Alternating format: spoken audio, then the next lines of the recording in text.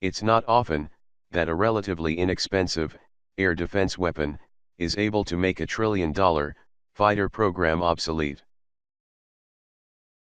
But the $500 million S-400 missile system has done precisely that, to America's brand new F-35 stealth fighter. With a tracking range of 600 kilometers and the ability to hit targets 400 kilometers away. At a blistering speed of 17,000 kilometers an hour, faster than any existing aircraft. The S-400 is a truly scary weapon, if you are facing its business end.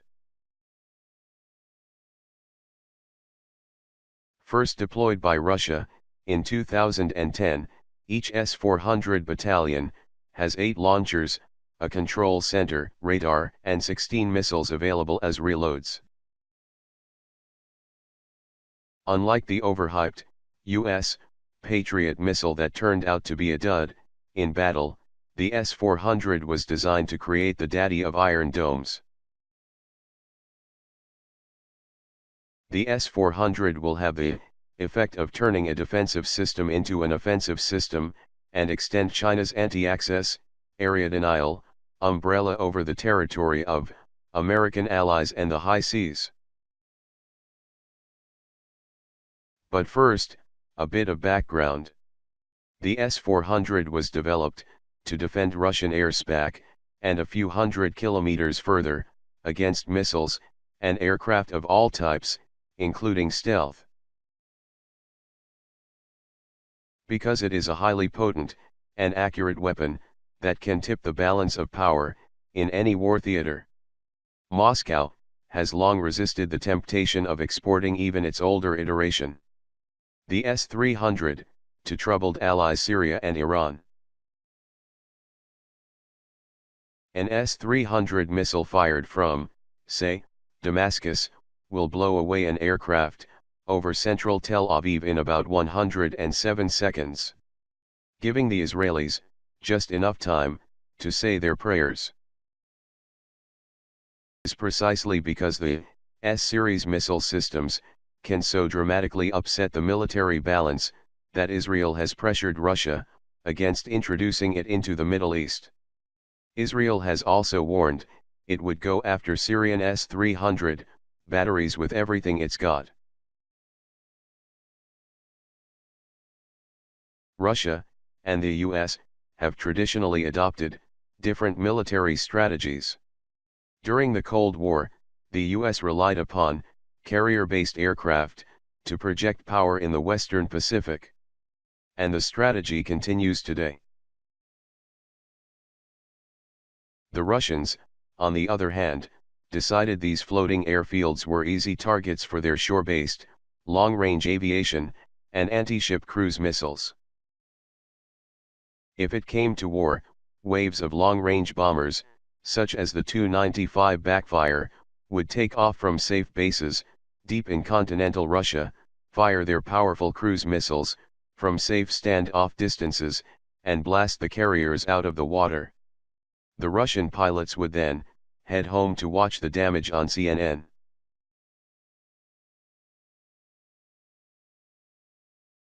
The Russian logic was elegantly simple.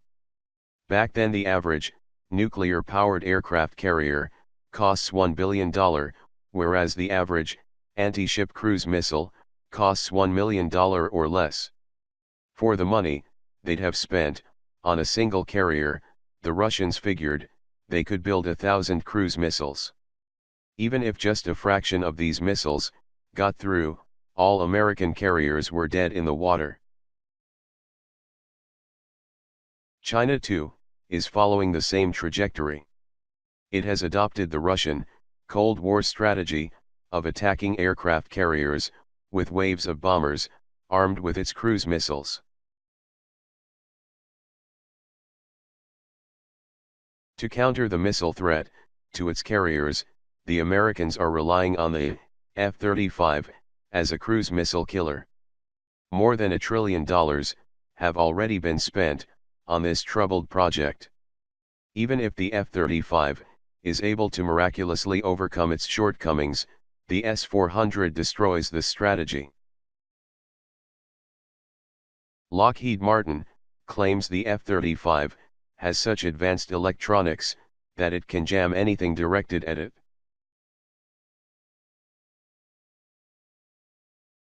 But the S400 won't be easy to shake off. It has many features, specifically designed to overcome countermeasures and stealth, such as a larger, more powerful radar that is more resistant to jamming. It also actually has a set of 3 missiles of varying range that provide overlapping layers of defense. The F-35, backers say, the aircraft can emit frequencies which can confuse and disable the S-400. But the U.S. Navy acquisition of 22 Growler jamming aircraft suggests the F-35 jamming capability is not really all that it's cracked up to be. Pentagon officials are in an awkward position.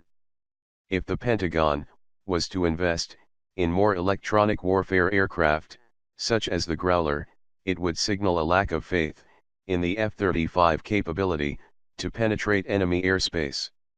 Equally, if it didn't invest in additional electronic warfare capabilities, the lives of F-35 pilots could be at risk, with the proliferation of more advanced air defense weapons in countries such as China.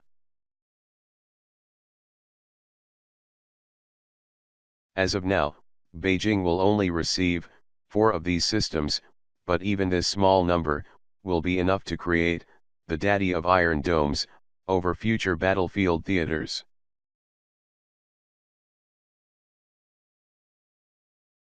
So, if you are an F-35 pilot, here's a piece of advice. Stay out of range.